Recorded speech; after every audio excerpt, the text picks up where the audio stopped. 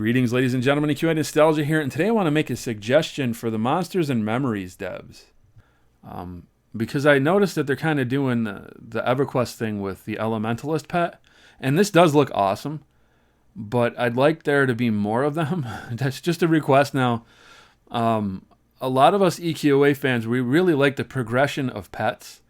And my wife and I, when we started playing EverQuest 1, when EQOA shut down, we were so disappointed with the fact that pets didn't really change that much for Necro or Mage. They had some slight variations, I think. But for the most part, everything just kind of looked like this. And, yeah, it's kind of a downgrade from where we come from. And I just want to give you an example real quick of what I'm talking about. So water pet would start a little something like this. I think it was a little different. The water pet, actually, I think there was a little globes around it, and it was smaller. And then it would go on to be something like this, and a little something like this. And then by the time you got to the end, you had yourself a water genie. And everybody wanted to get these, right? This is our alternate advancement, or we call them master class.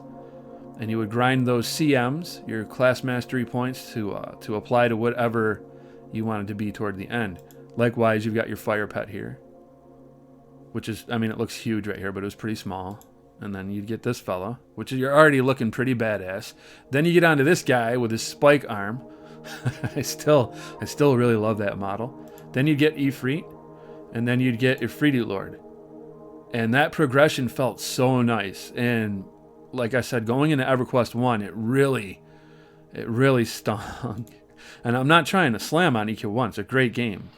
But yeah, it just it felt like a step back for us in terms of just having things to look forward to.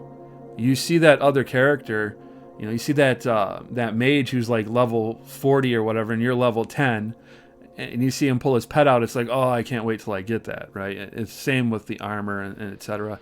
And it just lended to that, I can't wait to get to that point until I get the cool pet.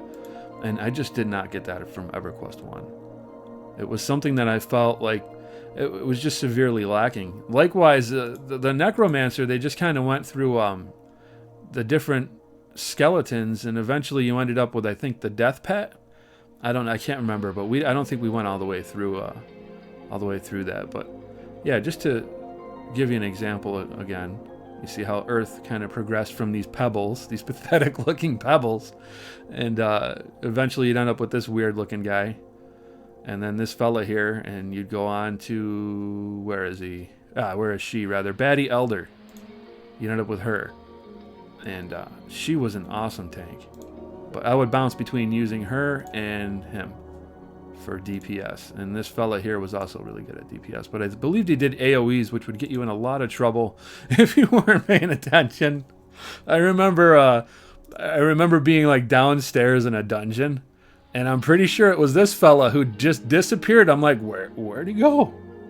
And you know, about 30 to 45 seconds later, everything from the upstairs came down and dumped on our heads and wiped every single one of us out. People are like, leash your pet, what the F, man? It's like, look, he went through, he flipped out and like glitched through the ceiling. And he ended up pulling like the boss, who in turn pulled every other mob on the way down. Man, it was insane. It reminds me of that video from Ion where he talks about how he casted a bolt over to just pull one mob, and it ended up pulling like the whole castle. You gotta love the trains that would come from these classic games. Please, I know I don't have to tell you guys this, and keep that alive. But yeah, sure, you're complaining in the moment, but it's so hilarious to look back at those memories.